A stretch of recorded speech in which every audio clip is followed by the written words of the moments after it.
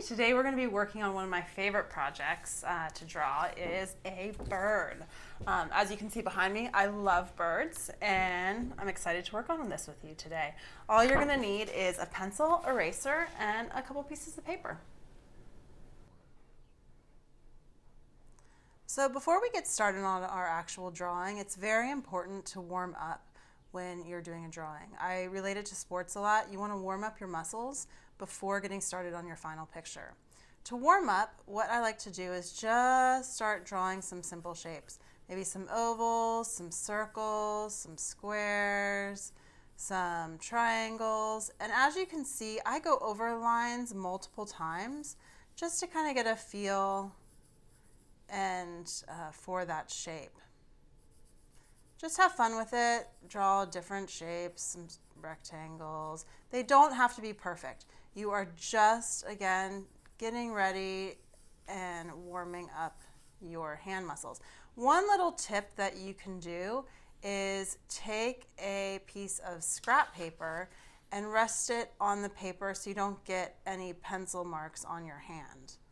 Another little thing you can do is what's called the infinity drill. This really gets you warmed up well, along with any odd kind of shapes that you feel like you want to present. So what we're going to do now is work on breaking this bird down into simple shapes. You don't need to work along at this point. I'm just going to break it down and show you the approach that we're going to be taking. I'll ask you to grab your piece of paper just as soon as we finish. But let's get started. When we look at this hummingbird, what I see first is the biggest shape in the body. That's typically the case. The biggest shape is usually in the body. Then actually, if I were to look at the head versus the wing is a bit bigger, right? So I am going to go in and get the shape of the wing. It's kind of like a soft triangle. You could complete it. I'm just going to leave it just like that. Then the next shape would be the head, another oval. And then you can connect the two. I would connect the two first because this wing behind touches kind of where they connect, so it gives you a good idea. And then, oh, we almost forgot this tail. It's kind of like a soft triangle. And then these little shapes coming off of it. Last but not least, we have this large beak, and finally the eye. And it's that simple. Let's get started.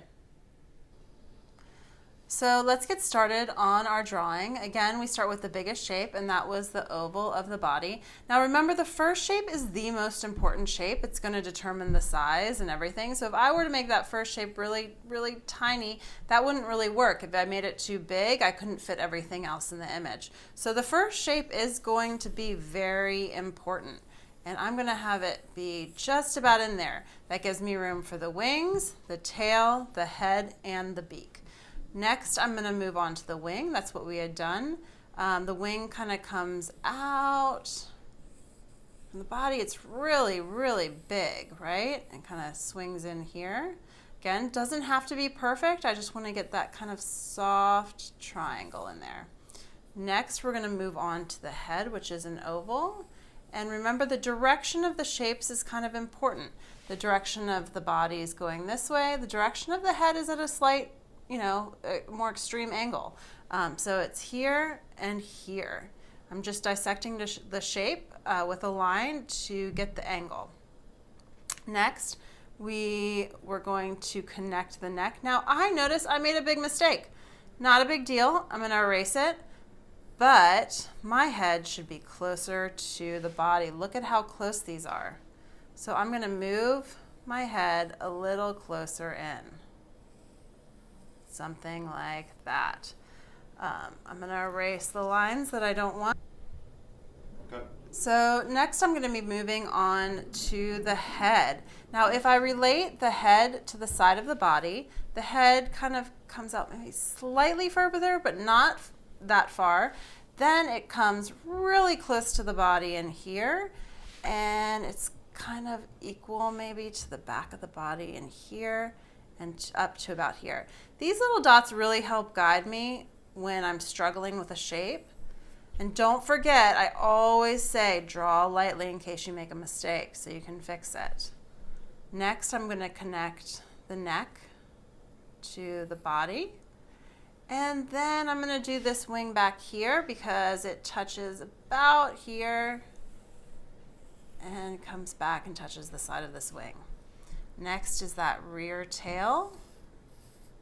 It's a shape like that. You can add kind of the shape of the tail in here too if you want to. Notice mine is not exact. It's very difficult to get an exact shape. I'm just doing my best. And if I make any mistakes, we can just erase. Not a big deal. But again, draw lightly, right? So I have the beak in here. My beak looks a little funny. I think I need to make it skinnier on top. And then the eye. And I think I'm in a good position to start erasing some lines and getting some details. Okay, so what I'm going to do is erase these guidelines so I can see the full image and start to fix my drawing and get any details. Now, one thing I noticed is my eye looks really close to the back of the head. I'm going to move that forward just a little bit and erase any old lines. I'm going to erase the lines in here and the line inside that beak, right? I'm going to erase these lines in here and this, and of course this. So now we have a pretty good drawing to go from. One thing I noticed, my beak still looks funny to me. I think it's a little too thick and it goes a little bit far into the head. So I'm going to kind of cut it off right there and thin it out a little bit. Hummingbirds have really tiny little beaks. And now I'm going to start to get some of the detail in the eye. I notice this kind of goes smoothly into the beak, and you have kind of a smoother line transition into the body there. This looks pretty good. I'm going to get some details in that beak. I can start to get some details in the wings. I see some lines coming through here. And take this really as far as you want. You know, it's up to you. You can color it in using markers, some, crayons, anything that you might have at home. Colored pencils work really nicely. But find as much detail as you want.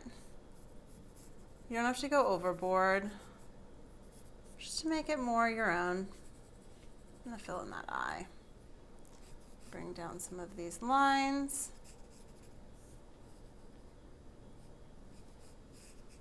And I feel like I feel pretty good about this.